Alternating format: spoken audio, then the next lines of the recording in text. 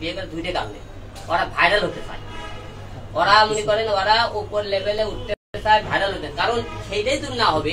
কেউ কিছু অনুমতি সংসার করলে যে স্বামীর বিনা অনুমতি সারা দেশে এরা কিন্তু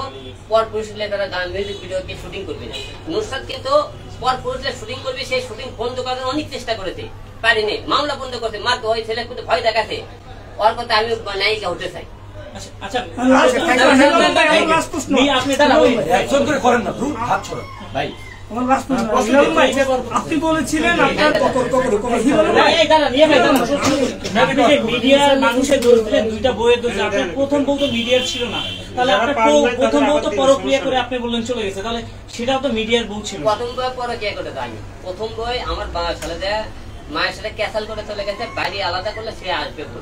যে আমি বাইরে আলাদা করার পরে আমরা আনার চেষ্টা করেছি পরে মনে করেন অন্য ছেলের সাথে সে প্রেম করে বিয়ে করছে পরক্রিয়া করেছে পরে বিয়ে করছে ডাইরেক্ট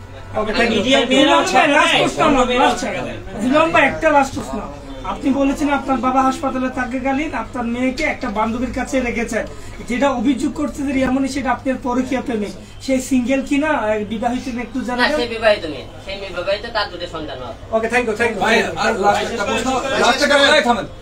রিয়ামণি আপনাকে দোষারোপ করেছে আপনি হলো বারে যান মদ পান করেন এই বিষয়টা একটু ক্লিয়ার করেন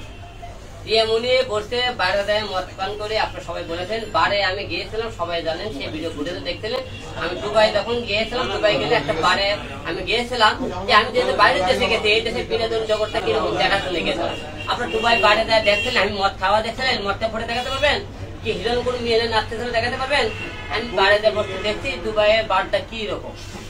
কিন্তু ঐক্যকে ফুটে দেখাতে পারে বাংলাদেশেও তো হিরো আলম করে ফুটে দেখাতে পারে তারপরে আপনার বলে